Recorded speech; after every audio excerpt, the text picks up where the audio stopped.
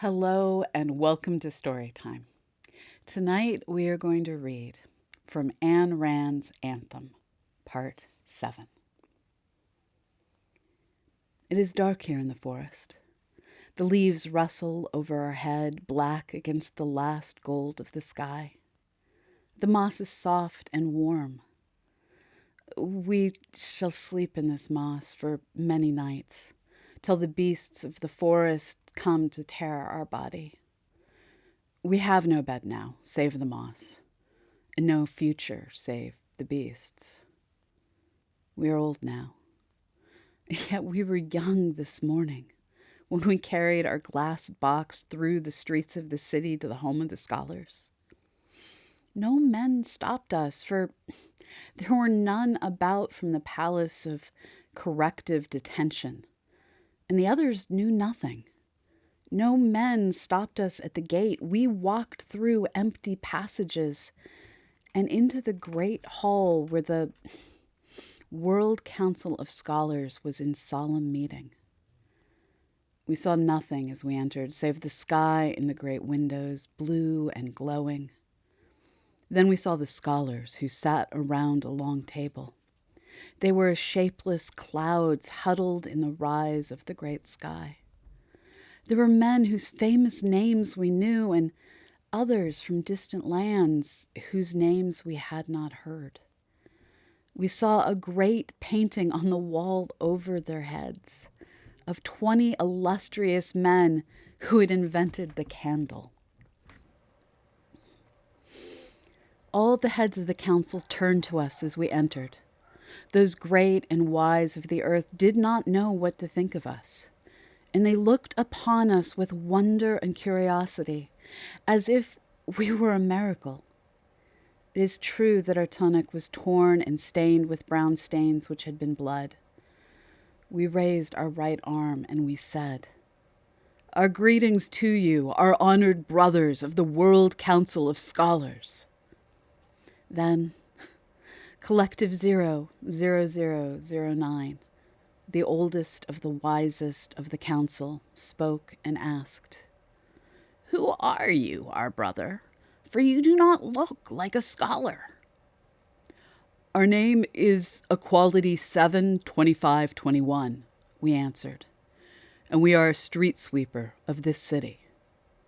Then it was as if a great wind had stricken the hall, for all the scholars spoke at once, and they were angry and frightened. A street sweeper walking upon the World Council of Scholars. It is not to be believed. It is against all the rules and all the laws. But we knew not how to stop them. But we knew how to stop them. "Our brothers," we said. "We matter not our transgression. It is only our brother men who matter. Give no thought to us, for we are nothing. But listen to our words, for we bring you a gift such as had never been brought to men. Listen to us, for we hold the future of mankind in our hands." Then they listened. We placed our glass box upon the table before them. We spoke of it, and of our long quest, and of our tunnel, and of our escape from the palace of corrective detention. Not a hand moved in that hall as we spoke, not an eye. Then we put the wires to the box, and they all bent forward and sat still, watching. And we stood still, our eyes upon the wire. And slowly as a flush of blood, a red flame trembled in the wire. Then the wire glowed. But terror struck the men of the council. They leapt to their feet. They ran from the table, and they stood pressed against the wall, huddled together, seeking the warmth of one another's bodies to give them courage. We looked upon them and we laughed and said, "Fear nothing, our brothers. There is a great power in these wires, but the power is tamed. It is yours. We give it to you." Still, they would not move. We give you the power of the sky, we cried. We give you the key to the earth.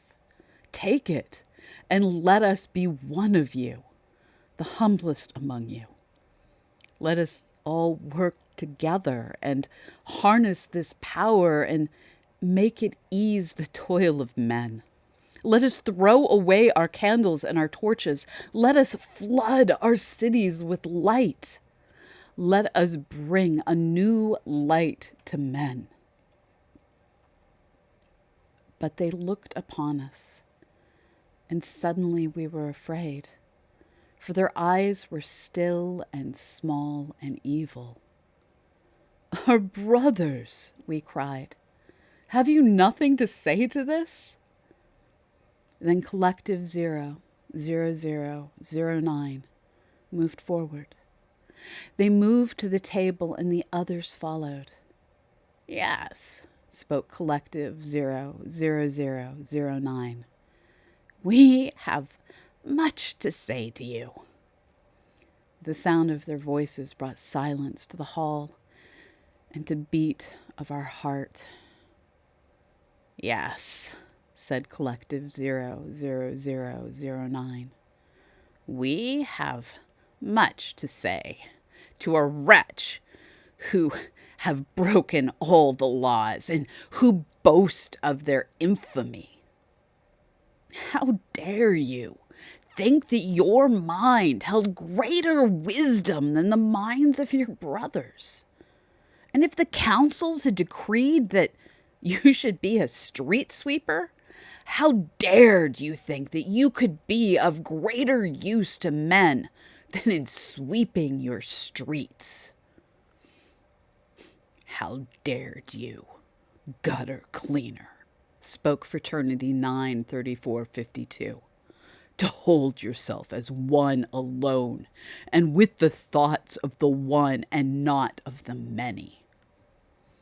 You shall be burned at the stake, said Democracy 46998. No, they shall be lashed, said Unanimity 73304, till there is nothing left under the lashes. No, said Collective 00009. We cannot decide upon this, our brothers. No such crime has ever been committed, and it is not for us to judge, nor for any small council, for we shall deliver this creature to the World Council itself, and let their will be done. We looked upon them, and we pleaded. Oh, brothers, you were right. Let the will of the council be done upon our body. We do not care. But the light, what will you do with the light? So, you think that you have found a new power, said Collective 00009. Do all your brothers think that? No, we answered. What is not thought by all men cannot be true, said Collective 00009. You have worked on this alone? Asked International 15537. Many men in the homes of the scholars have had strange new ideas in the past, said Solidarity 81164. But when the majority of their brother scholars voted against them, they abandoned their ideas, as all men must. This box is useless, said Alliance 67349. Should it be what they claim of it, said Harmony 92642, then it would bring ruin to the Department of Candles. The candles is a great boon to mankind, as approved by all men. Therefore, it cannot be destroyed by the whim of one. This would wreck the plans of the World Council, said Unanimity 29913. And without the plans of the World Council, the sun cannot rise. It took 50 years to secure the approval of all the councils for the candle, and to decide upon the number needed, and to refit the plans so as to make candles instead of torches. This touched upon the thousands and thousands of men working in scores of states. We cannot alter the plans again so soon. And if this should lighten the toil of men, said Similarity 50306, then it is a great evil. For men have no cause to exist, save in toiling for other men. And then Collective 00009 rose and pointed at our box. This thing, they said, must be destroyed. And all the others cried as one, It must be destroyed. Then we leapt the table. We seized our box, we shoved them aside, and we ran to the window. We turned and we looked at them for the last time, and a rage, such as it is not fit for humans to know, choked our voice in our throat. You fools, we cried. You fools, you thrice damned fools. We swung our fist through the window pane, and we leapt out in a ringing rain of glass. We fell, but we never let the box fall from our hands. Then we ran blindly, and men and houses streaked past us in a torrent without shape, and the road seemed not to be flat before us, but as if it were leaping up to meet us, and we waited for the earth to rise and strike us in the face, but we ran. We knew not where we were going. We knew only that we must run to the end of the world, to the end of our days.